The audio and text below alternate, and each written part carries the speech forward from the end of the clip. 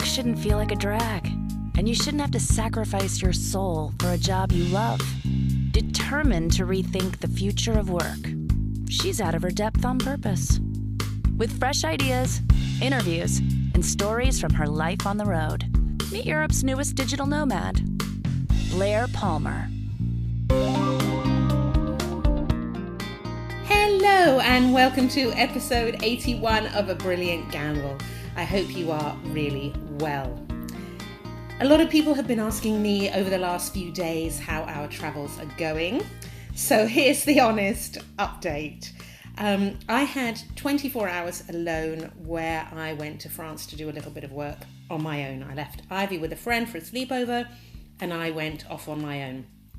And a very interesting thing happened, which is within about 3 hours, I felt very different. I felt kind of like myself again, and I realized that I haven't been feeling like myself for a few weeks. And I had the opportunity to reflect and make some notes and think about why I haven't been feeling so much like myself and why I was able to reconnect with myself actually pretty quickly, within about 2 or 3 hours. And I realized this. There is often a mismatch between how you want the journey to be and how it is. Now, this is going to go for whatever change it is that you're trying to achieve in your life, whatever change it is that you're undergoing right now. There will be a mismatch between how you want that journey to be and how it is.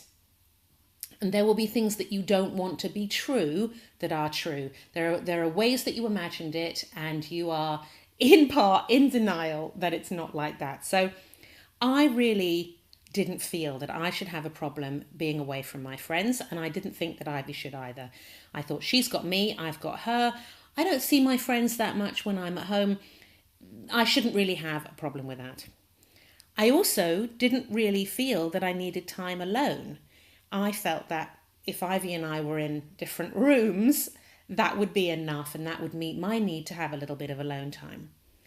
I didn't think I would find the travel particularly hard. I mean, how hard can it be? It's just driving, and when you arrive, it's just living in a house. I also thought that everyone else in my family should be able to cope with us being away, and seeing them for a few days every few weeks would be fine.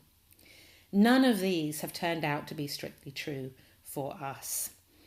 And we've both been, this is how I know that it hasn't quite been working for us, which is that we've both been kind of grumpy and argumentative for a few weeks. Living together, just two of you, is intense. Anyone who's married or lives with a partner will know that, or lives with a friend. You all know that. But you can't talk about it like you would with another adult, because the other person that you're living with in this very intense situation is 10. And she can't fully express what she feels or what she wants because she's 10. So not only do you have this intensity, but it's between an adult and a child, and it makes it more difficult to work out what's going on and what you want to do next. Plus, and this is something that I also realized as I was flying out to France, the isolation that you experience on a journey like this, but I don't think it has to be physical isolation. I think any kind of journey of change is quite isolating, and that isolation heightens your dark side, your deepest bad habits, your deepest bad negative ways of thinking are exposed and magnified when you are isolated or under pressure. So what you could keep at bay under normal circumstances becomes dominant. For me, two things have popped to the surface that I did not realise were so big for me. The first is how much I care what other people think of me. It's become huge. I'm thinking all the time about how my behaviours are going to be perceived, not so much on a professional basis, but people that I come into contact with on a day-to-day basis, like Airbnb hosts. I'm kind of obsessive about whether they like us and whether they're happy with the way we're leaving the house, and whether or not they've left us a review seems to matter very much to me. And this is deep down a sort of manifestation of this, me caring very much what other people think of me. It's become kind of an obsession. And the other thing that's popped to the surface over the last few weeks is My concerns about homeschool. Are we doing enough? Is this journey enough for Ivy? Are we spending enough time on what I think of as education? Or is she learning enough from living with each other and living out there in the world and going to the places that we go and having the conversations that we have? Is that enough? So what do you do in this situation? What do you do when you're feeling like this? Well, I think you have to make some changes. Now, some of these changes are practical. They're going to be practical for you, and some of them are going to be more of a mindset shift. So for us, I think more alone time. I think little breaks from each other every now and again where she goes and stays with a friend or goes and plays with a friend or something along those lines. That's really going to help us both. Even just to have things to tell each other. We had so much to tell each other. Good stories of things that had happened while we were apart when we reconnected after my little trip to France. So that's really valuable. And I can't overestimate the value of alone time for you as well.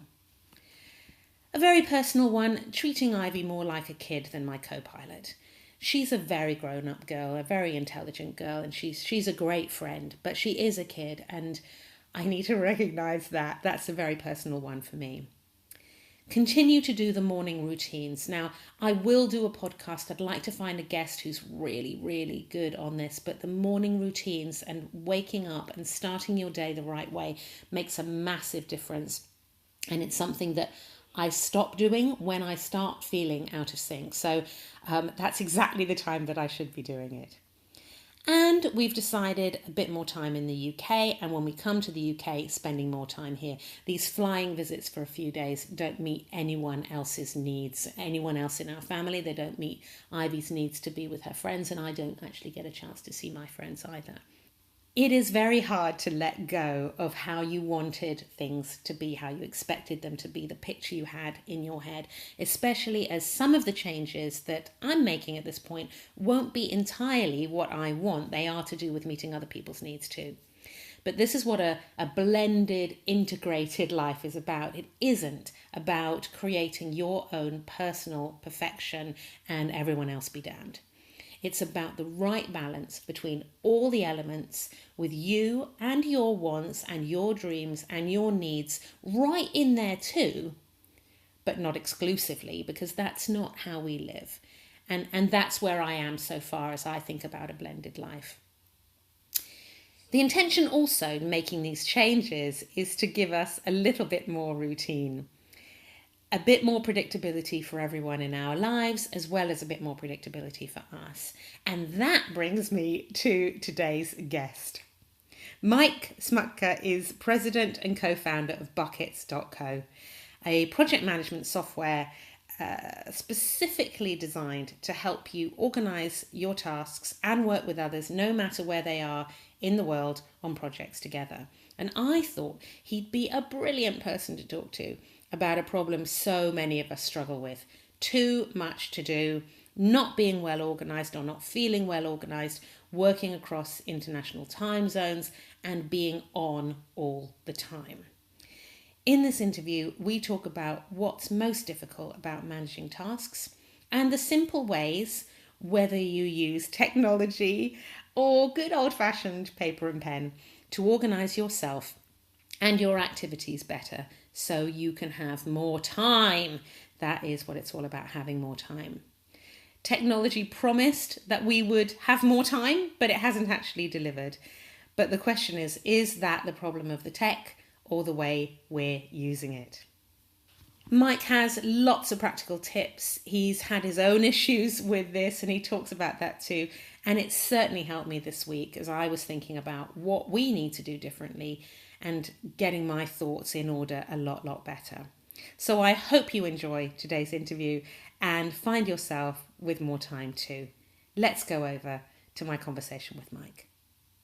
Mike, I'm so glad to have you on the show. How are you today? I'm excellent. Thank you for having me. Where are you? I'm actually in Seattle. I'm at the office right now. Not doing any traveling at the moment, but be back on the road a little bit later this month. Fab. And just, maybe you can explain a little bit better than I can what Buckets is all about. Sure. So Buckets is a personal productivity and team collaboration platform. It's totally online. Most teams around the world are utilizing it to do some level of project management. We have companies using it. We also have elementary schools using it. So it's a very wide spectrum of anyone that wants to communicate and be organized in one central location online uses Buckets essentially. I mean, there are so many reasons that I wanted to talk to you, but I think that one of the main reasons is that people are looking for more balance, I guess, between all the different parts of their life. And one of the things that happens when our lives are kind of in disarray, which is how it feels so much of the time, is that we feel completely disorganized. So at work, maybe things are quite well organized, but there's a lot of complexity and there's too much to do in the time that you have. And then outside of work, life is hectic. And what I'm really interested, there's so many things to talk about, but maybe we can start with how you came up with this idea that we needed to do something about this. Sure. Yeah. Well, I've been a self-employed entrepreneur for going on 14 years almost now, and I have worked with people all over the world, all different time zones, bunch of different teams and whatnot, and had to keep myself organized as well. And for a long time, it was as simple as trying to keep track of my emails, and I was just all over the place. And so when we decided to start working on a platform to help push forward collaboration in the online space, it came from a lot of firsthand experience of dealing with making mistakes. We originally, when we started working on something like Buckets, it wasn't necessarily thinking like, oh, let's make a commercial product and market it around the world or anything like that. It really had more to do with solving our own problems. And once we kind of got that momentum going, we started learning about the other problems that other people were experiencing around the world with these same types of issues. Could be similar businesses to ours or other businesses completely nothing to do with ours. But I really enjoy speaking to our customers nowadays. And in those early days, just speaking to friends, family, other fellow entrepreneurs, or like I said, like people like teachers that want better ways to collaborate with their students and keep the lines of communication open. We started learning all these ideas, and then those things have kind of just continued to snowball and create a product that frankly 4 years ago we probably would not recognize what the product has become, frankly. And you mentioned some of the problems that you wanted to resolve. I mean, you were running a business that has offices all over the world, and that's really going to resonate with a lot of people because so many of us have clients or colleagues that work in different time zones, and it really can ruin your life. I mean, you're up early to deal with your stakeholders or your colleagues in one part of the world, and you're up late to deal with your stakeholders, your customers in another part of the world. I mean, you told me a story about, basically sleeping with your laptop on your lap. That seems like the only way you could stay in touch with everybody. Absolutely. True story. I had big headphones like the ones I'm wearing today, and had my volume cranked up on high. And anytime a message would come in, I'd wake up, whether it be a client or more likely an employee overseas that had a question for me. And frankly, it's just no way to live. Buckets is a great tool, but in general, any tool that enables, collaboration online can really help us get our lives back is sort of my takeaway. Obviously I'm biased, but there's lots of great tools out there. And the tools that started with just the internet as a whole, and then what has built out of that is really what has enabled for this to happen. It's very dangerous because you can go one of two ways. I started out thinking, I can get 3 times as much done in my 12-hour day, which was already ridiculous. Or you can take the other way, which I think as you get a little more older and mature, you start to think about, which is I can get a lot done and have a whole life as how I would like to live my life, and kind of take some of that back.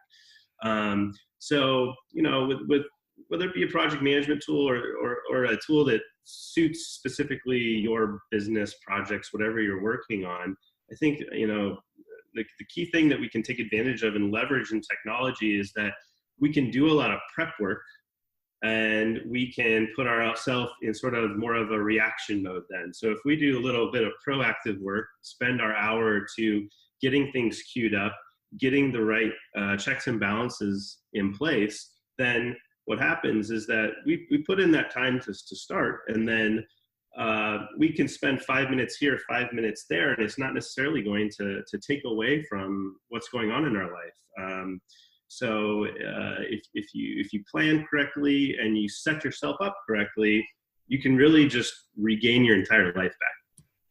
Yeah, I wonder if we do have to think about how we organize ourselves differently than maybe we did in the past, because there are so many demands. And you are pulled, especially if you work in this kind of global village way, you're pulled in all different directions with the time zones and just with the sheer amount of work and everything that you could be doing. There's no way you could possibly finish your to-do list. So maybe we do need to organize ourselves differently. When my mum was raising us, she used to make all our own clothes. And I remember saying to her, when my daughter was quite young, at the age that I was when my mum made our clothes, I said to her, how did you have time to make our clothes when you were working and raising 2 children? And she said, well, there wasn't anything on TV. Life was simpler then. So you could kind of have time to think, what should I do next? And then do it. And then think, now what should I do? And do it. Whereas something you said in there, and I want to pick up on it, is now we have to invest the time up front doing the thinking and the planning, which then means we can just get on with the activities. We've decided what they are. It's not going to happen. The right things are not going to happen by accident anymore. Mm-hmm. Right. I 100%. I mean, the one thing that there's really no cheating on is that we do have to do some planning work up front and whatnot. And that can be a struggle for many of us just to kind of get going. But I really believe that once you kind of start to see just a little bit of kind of like how that can reshape your time structure and your life structure, it really has a nice positive snowball effect in terms of that you pick up on a little strategy here, a little strategy there, and everyone's strategies are going to be different. Some people are bringing the kids to school in the morning. Some people are picking them up in the afternoon. Whatever your schedule might be, you need to kind of mold your strategies to that. But there's really, good ways to adapt it to you and really kind of open yourself up. So I need some advice then, because I live in a pretty chaotic way. I mean, everything does get done, but it gets done in a chaotic and slightly unplanned way, unless someone else has planned it for me.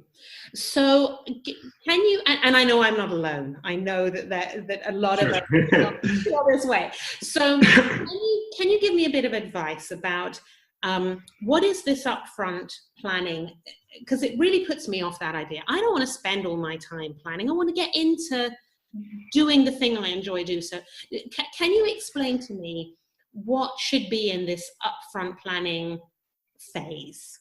Sure. So I am a big fan rather, of doing the least amount of work possible that you need to do. Yeah. So I'm with you 100%. One of the easiest ways to make sure that you're doing the least amount of work possible is to make sure that you have the essential steps necessary to complete whatever it is, whether it's complete your plan, get to your goal, however you want to look at it.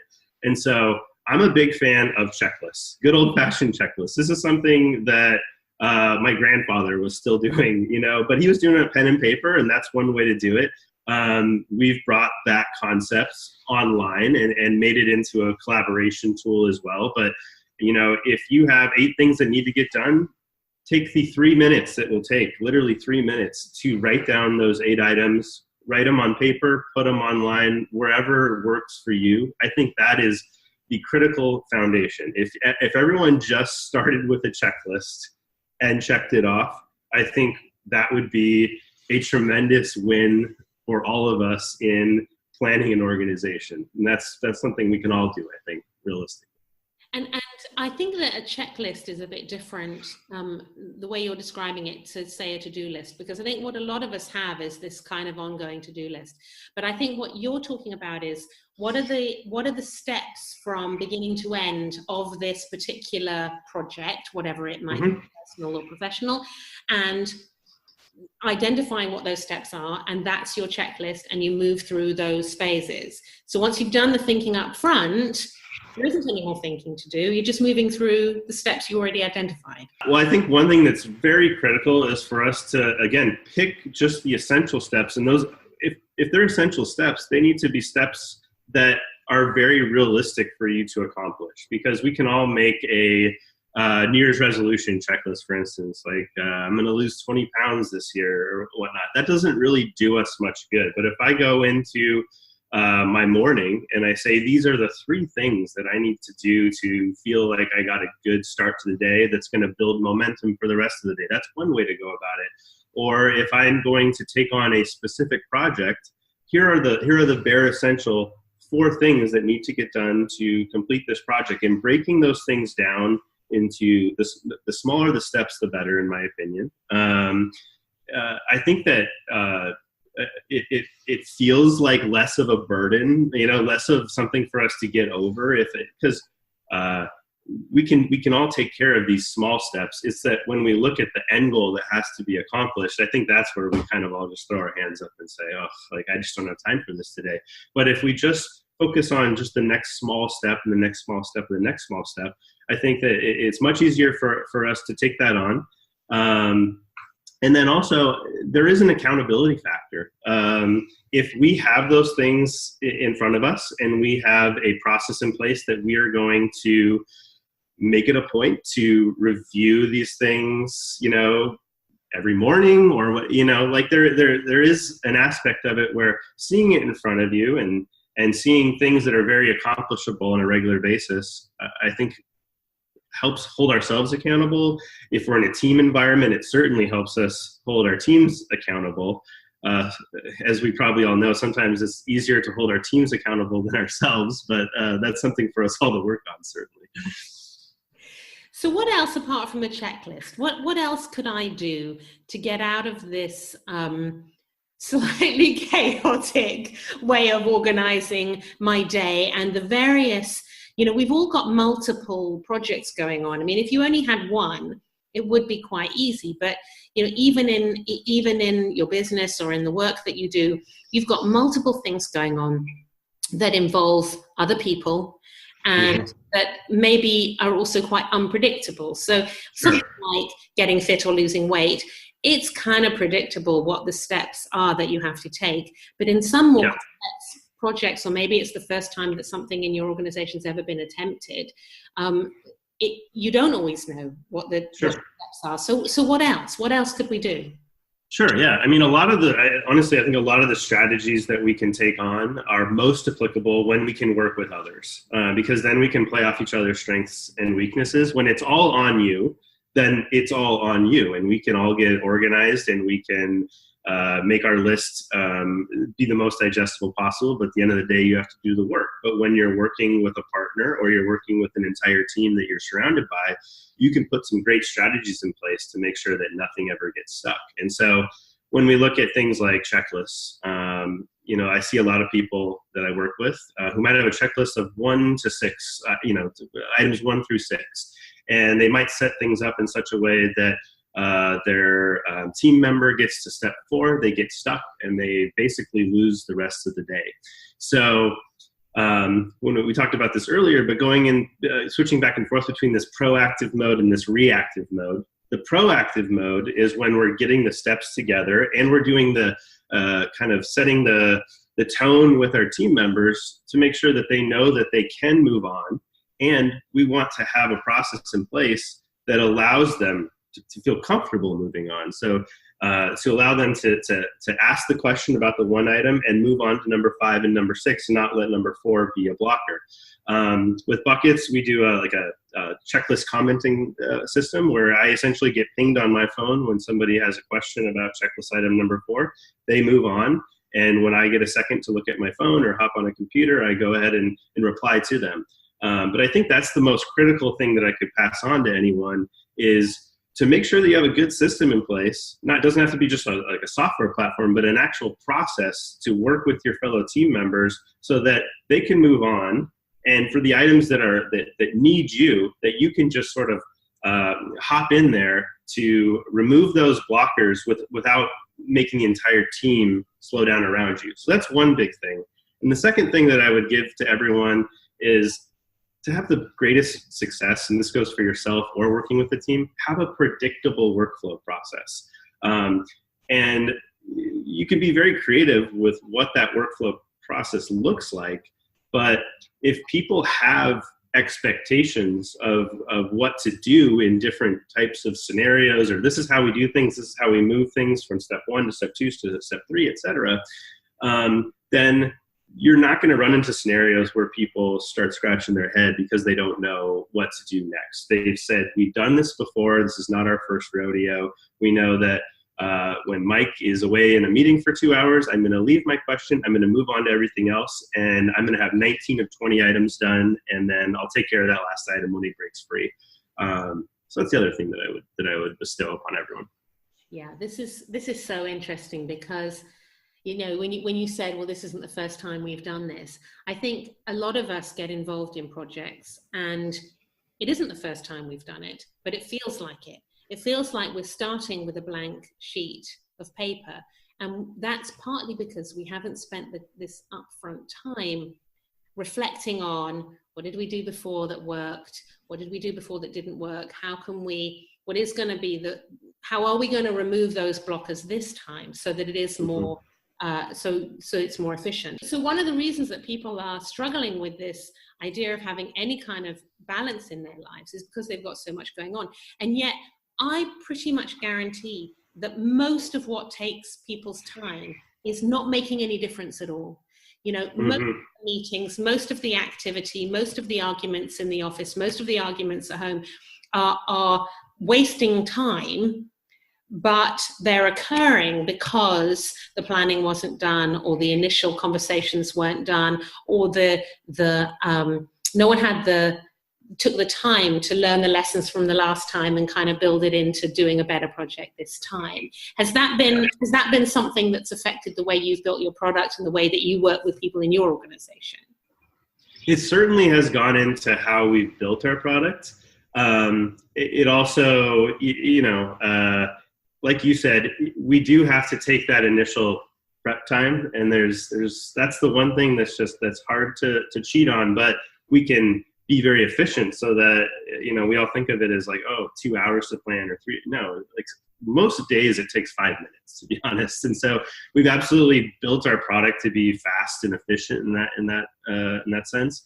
As far as like working with others, I mean, taking something out into the real world is quite a different experience often. And, with respect to what you were saying, what I notice, I've done this certainly, is we don't do the prep work. And I kind of almost feel guilty that I didn't do the prep work. And so I want to make myself feel better that I'm going to now sort of scramble to make it feel like I've done the prep work retroactively. And so I'll call a meeting and waste 30 minutes of everyone else's time to feel better about it. Or I'll work on the project in some other sense that, frankly, the 5 minutes at the beginning would have been better than the 2 hours of random stuff that I did retroactively. And the other thing is that when we are in that scramble mode and we're not necessarily not in the prep mode, it's just nothing is being done as efficiently as it could be, because we're not thinking it through. We're not thinking through the steps. We're just seeing the next fire in front of us and let me put out this fire, let me put out that fire. And my LinkedIn profile, this is earlier in my career, used to say professional firefighter because that's all I did all day. I felt like was put out fires at work. But if you have the steps to refer back to, as simple as they may be, and to be clear, most of my steps I actually just copy over from the last one. So I don't even necessarily rewrite them each time. They're very applicable no matter what I'm doing. But if I have the steps to refer back to, and I say, oh, number 2 is this is the next item I need to be focusing on, even though I see this thing that's, it's smoldering a little bit over here, but it's smoking, but this is the item that's going to be getting in my way. And that's item number 8. I don't need to worry about this till Friday, and so that checklist or whatever your process is, but for me, it's a checklist to refer back to. It's like my treasure map of like how to get there. And sometimes it sounds incredibly simple, almost to the point where you say, oh, of course, like I could do that. It's not going to make a difference. But I can't stress to you how big a difference it's made for me and a lot of the users of buckets and the people that are in my organization. I work with a lot of people in a lot of places, a lot of personality types, and us having these predictable workflows and experience together has just made all the difference, both in terms of the quality of work that we do and the lifestyles that we're able to keep up around it. Make sure that we all have our time, family time, fun time, whatever it is that you want. What about people, because you mentioned different personality types, what about people who really resist planning? I mean, I know a number of people, and I might put myself in this category as well, who don't really, that's the bit we don't particularly enjoy. It's the detail does our head in, but also we want to be more, go with the flow and not be tied down to a plan. Is it possible to do enough in the 5 minutes that then allows us the freedom to have that kind of more flowy, in the moment approach to life? Yes, I would totally say so. I mean, like we're gonna all have some projects that are more complex and whatnot, but for the most part, getting back to what I was saying before, I reuse 90% of stuff that I've done the work on, frankly, years ago. Like I'm reusing some notes, some checklists, that were established a very long time ago. So I think that we're all at some point probably going to be able to sit down and really we get motivated to think about okay, I'm going to get organized. This is the time I'm going to get organized. Leverage that, that motivation and then take from that, you can totally just reuse a lot of that content time and time again. Another thing is that this is not necessarily in terms of process flow, but I really try to work with people that that complement my personality type, which I myself, it's funny that, here I've been a co-founder of a project management platform. If left to my own devices, I am very unorganized. I used to have the sticky notes all over my window here and whatnot.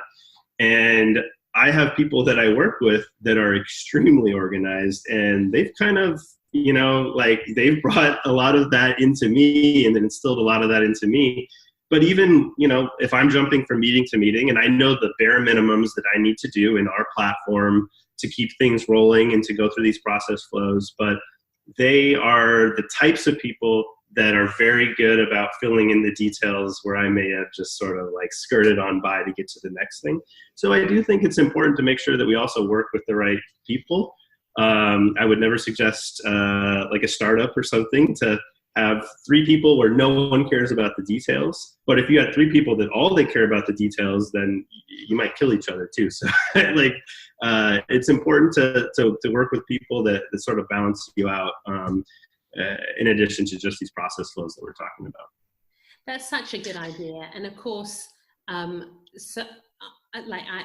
have people that look after my diary. I mean, that I couldn't possibly organize this interview on my own. So I have people that do that for that very reason. And I have someone who looks after all the money in the business for that very reason. And I wonder if sometimes we're a bit resistant to asking for help on that.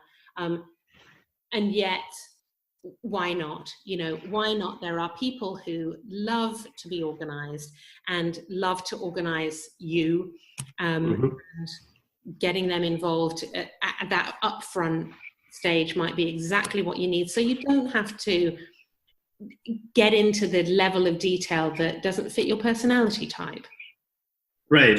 What I would make sure to tell everybody, just to make sure that they're, you know, not, sometimes we don't have the right team right away, right? Like there's two of us and we're both unorganized, or there's two of us and we're both overly organized. That's like the last 10% to make sure everything's like the perfectly smooth running machine. The 5 minutes at the start of the day, that's the 90%.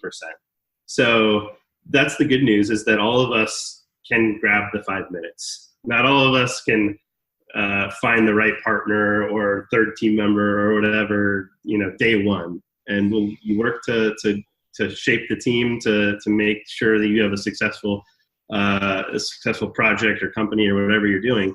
But that 90% of the process, that's something you can start today. So. Yeah. So let's change tack a little bit, because I really want to talk to you about the challenges of technology. I mean, we've skirted around it in this conversation, but you know, we were promised that this technology was going to make our lives easier, that we were going to live lives of leisure, that the you know, computers were going to do so much of the work, and that we were going to have more time to think. And of course, the opposite is true, and we've lost, in fact, I think I'm quoting something that you said to me in another occasion when we were chatting, but you know, we've lost that ability to daydream.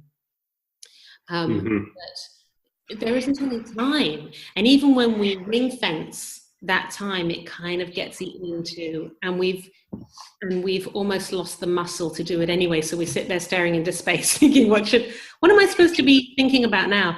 So I mean, right. As someone who is heavily involved in what's going on in tech right now, are we ever going to get this right in terms of tech being able to do the drudge work so we can actually get on with our lives?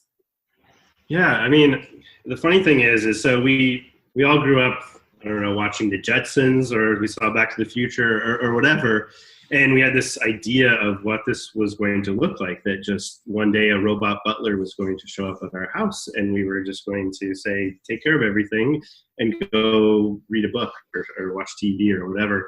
And what's interesting is that, okay, yes, like we might not have robot butlers right now, but we do have sort of robots all over, computers helping us do things in an automated fashion that in theory should be opening up our day. We should be working less and less. And I don't know what the statistics are, but I feel like a lot of people that I see are working more and more, or at the very least are more and more connected to work more hours of the day.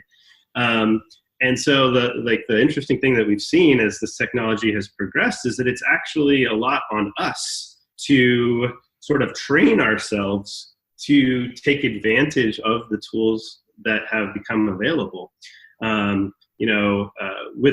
I've been a kind of a part of this global economy in the sense of the internet since the very early stages. You know, like I opened my first overseas office in 2001 and grew other offices around that. And, you know, like we touched on earlier in the interview, I believe, you know, I slept less. I had the headphones on. I got messages on like the very early BlackBerries and whatnot. And, you know, I tried to, at the time saw the tools and said, okay, how can I get, 36 hours of work done in a 12-hour day? And that's, I think, what, as the technologies become more readily available to people that are not necessarily like nerds like me, now everyone is sort of starting to go through that process that I went through in my early 20s, where like, yes, your boss can get to you at Saturday night at 9 p.m. And if you don't answer that email, you're rude. So I think that we need to really, really train ourselves how to leverage the technology itself in order to take advantage of it in the first place. If we don't actually take advantage of what computers are able to do to us, then we are going to go to that other side of the spectrum, which is we're actually just going to work more and more and more. Whereas what we should be looking at is like, okay, I normally work an 8-hour day. How can I accomplish what I normally do in that 8-hour day, but do it in 2 or 3 hours, and then, answer an email here and there, and then, take my life back. Or in my, earlier in my career, it was, I think I told you this in an earlier discussion, it was getting my sleep back. One of the greatest things I've done in my career is start sleeping. Just for anyone that wants a little tidbit, sleep is very important. So, we need to train ourselves more than we need to train our computers and robots in order for us to take advantage of this new technology. So is that how you're doing it now? You have this kind of more intense period of work at some point in the day, 2-3 hours, and then the rest of the time you're kind of off living your life, checking in occasionally. Is that how you're doing it? There's always different seasons, I'm involved in multiple projects. And so, there's sometimes when I'm, working very hard and long hours because might be involved in 4 things that season. I've made that, decision that the opportunity outweighed the lifestyle for those couple months. But for the most part, I like to come in the office at, maybe 8 o'clock in the morning. I really concentrate in on what I'm doing for probably 2 to 3 hours typically, which involves multiple business interests. I have a quick meeting with my director of operations, and then for the most part, I'm sort of free to do as I please. And sometimes I might want to utilize that time for planning out the next buckets feature. Like, I'm someone where work and leisure sometimes blend, and I mean, that could be good or a bad thing. But sometimes I might want to do like a blog entry or something. But other times it's like, I want to take my kids to the park, or I want to go play around a golf or whatever. So I think the key is that I always leave myself that option. Any day of the week, pretty much, I could work a 3-hour day. And then sometimes I choose to, and sometimes by choice, I like to work, and that's a really good thing, that I have that option. So I think I do practice what I preach, hopefully.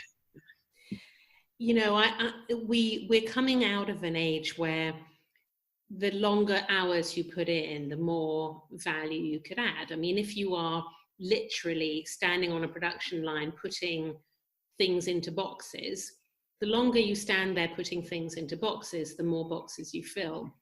We're now coming out of that age into an age that is much more about ideas and service economy and all of that. It's actually putting in longer hours isn't necessarily making more happen. And the way you're describing working, actually, although I've made quite a big deal about being quite disorganized, in fact, what you're describing is kind of how we do it, certainly while we're traveling. That I get up quite early and I do some solid concentrated work actually before Ivy wakes up and while she's just pottering about in the morning. And then we go out. We go out and we go and see what's in our local area. And then maybe when I get back about 6-7 o'clock in the evening, I'll catch up on emails and kind of tie up a few loose ends. And that's basically the shape of the day. But I'm not answerable to a boss in a sense. I don't have anyone watching how I'm working. Are you noticing, whereas if I did, I might feel more guilt about that, or it might be frowned upon. Are you noticing that people are changing their attitudes towards that some of the clients that you're working with and some of the companies that you connect with in your network, that they do have this different attitude to the working day? Absolutely. I've made a huge transition in that. Going back to, 21-year-old Mike, I used to have people actually literally clock in and clock out at work. And we had a time system and everything. And flash forward to probably the last, 7+ years or something like that. And my company line has always been, here's what we need to get done this week. When you're done with your work, your time is yours. And, a lot of the people in our companies decide to work on the next thing, and that next thing tends to be something that they find very inspirational. Google kind of coined that approach once upon a time, where everyone got 1 day a week, I believe, to work on a project of their own. And some of those projects, I believe, became tools that we use today, like Gmail, for example. So, how we value our time, we really historically have thought about it like you were talking about it, like the factory line of like, okay, I got to make this one, then this one, then this one, then this one, then this one.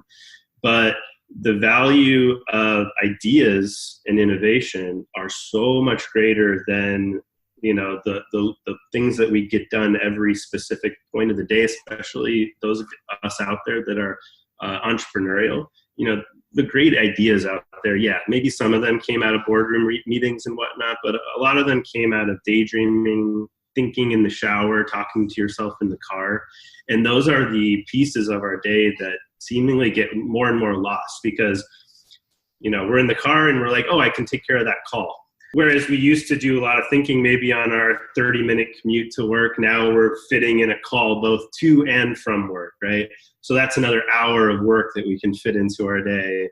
And I'm, sitting around, perhaps practicing that call, taking my shower in the morning. I don't like everything is like, how can I make more out of these 20 minutes? And it's never more or less and less. It's become about, thinking about what's next. And like you talked about earlier, the daydreaming component. I don't want anyone truly daydreaming while they're driving, but I do want them free thinking. And I think that, with the, innovation that we're seeing, I actually think that we're going to see a great renaissance with regard to innovation because people are going to have more time and brain power accessible to thinking through ideas, problem solving, doing these things that we have no time to do if we're doing these putting out fires or just like, how can I fit another task into my day? If we all have 4, 5, 6 hours a day that is, we're thinking, or maybe we're spending time with our kids or something, and we see something where, oh, no one has made this or that helps you with this parental problem. Those are the times when innovation happens. And so I'm really excited, not so much to see how productivity increases and how do we make more cars and whatever it comes from technology and bots and things like that. I'm more excited to see like, what are the truly innovative and exciting ideas that come out of the human brain? Because that's ultimately what we're getting back. We're not getting greater technology. The greatest technology that exists on the planet is the human brain. So if we can average 4 or 5 hours, 6 hours more from a large percentage of humans around the world, like it's pretty crazy to think about what could actually come out of that. I love that. I love how optimistic you are about the technology and what it will enable us to do. So just, I don't know if you can do this off the top of your head, but apart from your own product, the buckets, are there any other time-saving apps or practices that you have in your life that you can recommend to us to help us to have a little bit more time too? Sure. I mean, basically when I'm developing or contributing to the development of buckets, I'm oftentimes finding me doing things, myself doing things in the real world that I've said, okay, does this translate over into buckets, and can we do something with that? So I actually think that sometimes simplicity is really grand. So I think that we should all carry around a pad and paper. I know that's really silly. It sounds weird for someone that has a project management platform, task management platform. I have tools in buckets, that are made to replace paper and pen. But there's just something sometimes about the freestyling that occurs when you just have an open canvas, for ideas, and you can write down a checklist and then you can draw an idea right next to it and whatnot. So I think that we should all carry around paper and pen, pencil or paper and pencil, whatever you want. There's a lot of other project management, task management type of tools out there. And what I would really like to see more and more people doing is giving that a try And of course, I would love for them to come to Buckets, but I would like for them to find the platform that works best for them, because we've thought through things a certain way. And I think for a lot of people out there, it's a great way of thinking, but some people might find it too complex or not complex enough. So I'm not in the business of talking about my competitors, but Trello, Asana, Basecamp, those are other good tools for you to find out about. Everything out there in the world that I'm a part of is very cost effective for the most part. It's something that everyone, even down to a starving student, could probably afford, and most of us are start at free products and whatnot. So I think everyone should try getting organized in the cloud. And sort of work that in with some real world stuff. Carry around pen and paper, just get yourself in the habit. If you start writing things down in the real world, you'll quickly, I think, see why having that accessible anywhere, like, oh, I don't have my pen and paper, where is it? Oh, open up the app.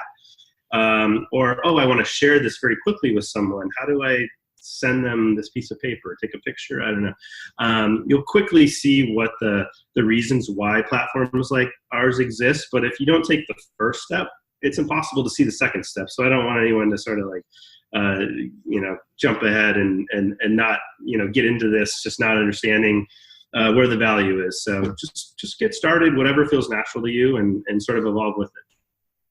That's great. I love the idea of the pen and pad. I mean, I very often am scribbling on some old receipt that I have with an eyebrow pencil. It would make a bit more sense for me to just carry a pad and pen around with me. So yeah, that's so old school. I love it. Mike, thank you so much. It's been great talking to you. And like I said, the optimism that you have about the tech, sometimes it can be overwhelming, and we can think that the only way to deal with this is to switch off from everything. But actually, from what you're saying, the tech, if we use it right, can really help us to get our lives back and to have what was always promised to us, which was more leisure time, more balance, more time to think. Yes, no, absolutely.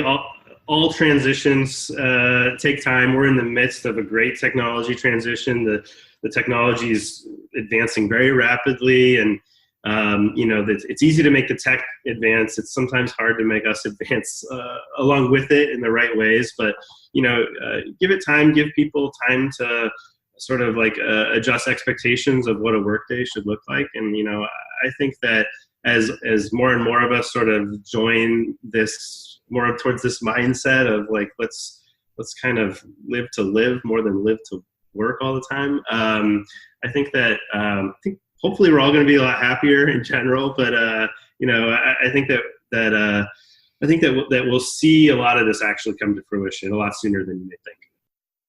Listening to that again, I just found so much of what Mike said so useful. I love how he describes his typical day, this kind of intense working period at the beginning of the day, and then dipping in and out for the rest of the day. The 9 to 5 is not the only way to work. It doesn't always even deliver the results. So it's really worth thinking about what might. Do check out Buckets at buckets.co.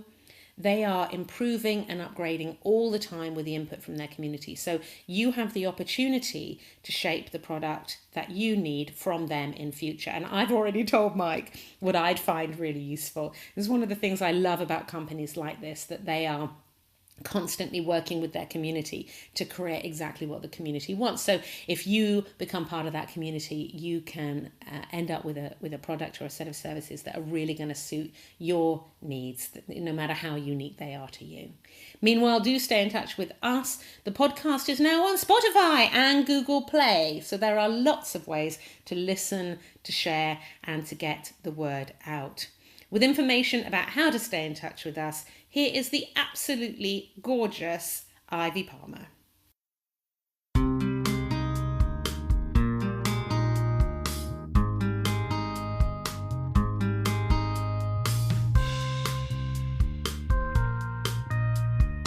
We'd love to hear from you. You can get all the episodes of this show, plus read the blog and find out more about our travel adventure. at www.brilliantgamble.com. Sign up to the newsletter and get an advance notice of the classes and programs Mummy is running. Plus, you can follow us on Instagram and Twitter at Brilliant Gamble. Finally, please leave a review and star rating for this podcast on iTunes, as it helps people find us and take a brilliant gamble of their own. Bye!